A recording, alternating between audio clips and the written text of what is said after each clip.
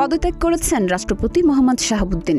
সংসদ সচিবালয়ে স্পিকারের কাছে তার পদত্যাগপত্র পৌঁছে দিয়েছেন সামরিক সচিব মেজর জেনারেল ASM বাহাউদ্দিন। রাষ্ট্রপতির সেই পদত্যাগের একটি কপি এসেছে প্রতিদিনের বাংলাদেশের হাতে।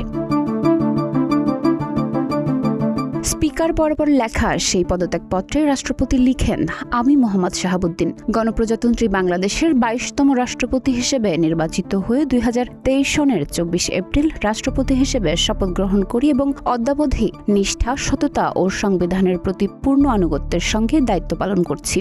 প্রসঙ্গত উল্লেখ্য যে 5ই আগস্ট 2024 সনে ছাত্র জনতার গণ অভ্যুত্থানের মুখে তৎকালীন সরকারের পতনের পর দেশে শাসনতান্ত্রিক ও সাংবিধানিক সংকটের সৃষ্টি হয়। সাংবিধানিক সংকট থেকে উত্তরণের অভিপ্রায়ে সংবিধানের 106 অনুচ্ছেদের ক্ষমতা বলে আমি রাষ্ট্রপতি হিসেবে বাংলাদেশ সুপ্রিম কোর্টের আপিল বিভাগের মতামত কামনা করি। অতঃপর বাংলাদেশ সুপ্রিম কোর্টের আপিল বিভাগের পরামর্শক্রমে অন্তর্বর্তীকালীন সরকার গঠন করি। অন্তর্বর্তীকালীন সরকার রাজনৈতিক দলসমূহের সাথে পর্যায়ক্রমে জাতীয় সংসদের সাধারণ নির্বাচন আয়োজন করে। তিনি লিখেন, নির্বাচনের ফলাফলের ভিত্তিতে বর্তমান সরকার গঠিত হয়ে সরকার পরিচালনা করছে। বর্তমানে সরকারি দল ও বিরোধী দল গণতান্ত্রিক চর্চার মধ্য দিয়ে জাতীয় সংসদে নিজ নিজ দায়িত্ব পালন করছে।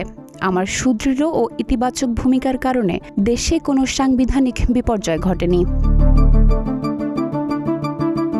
পদত্যাগপত্রে রাষ্ট্রপতি উল্লেখ করেন, আমি গুরুতর অসুস্থ, হৃদরোগ, উচ্চ রক্তচাপ, ডায়াবেটিস ও কিডনি জটিলতায় ভুগছি।